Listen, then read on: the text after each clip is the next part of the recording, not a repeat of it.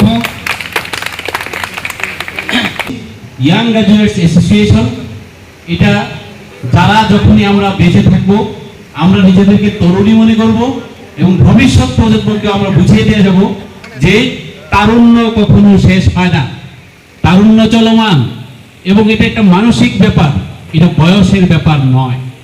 তো আরেকটা কথা প্রপোজাল দেব যে শুধু আমরা ঈদ উপলক্ষে কিংবা কোনো বিশেষ দিনকে উপলক্ষে আমরা একত্রিত হব, মত বিনিময় করব, এর মধ্যে যাতে আমরা সীমাবদ্ধ না থাকি। আমরা এলাকার একেবারে নিতান্ত দরিদ্র এমন 5টা ফ্যামিলিকেও যদি সাহায্য করে তাদেরকে উপরে তুলতে পারি, তাহলে এটা যেন আমরা এই ব্যাপারে সচেষ্ট থাকি।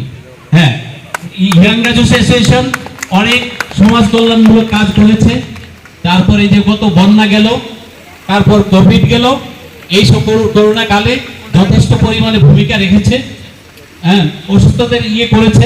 তো যাই হোক, আমার মনে হয় পরিসরটা আরেকটু যদি আমরা বাড়াই তাহলে আমাদের সমাজের প্রতি একটা দায়বদ্ধতা আছে, এই সমাজের প্রতি আমাদের ঋণ আছে, এই সমাজ আমাদেরকে গড়ে তুলেছে। তো সুতরাং একবার ক্ষুদ্রাতি ক্ষুদ্র যদি কিছু করতে পারি তাহলে অন্তত আত্মতৃপ্তি পাবো। এই প্রস্তাবটুকু রেখে সকলের সুস্বাস্থ্য, দীর্ঘায়ু এবং সংগঠনের সাফল্য কামনা করে এবং আয়োজক বৃন্দদের প্রতি কৃতজ্ঞতা জ্ঞাপন করে আমার বক্তব্য এখানে শেষ করছি। ধন্যবাদ। আসসালামু আলাইকুম।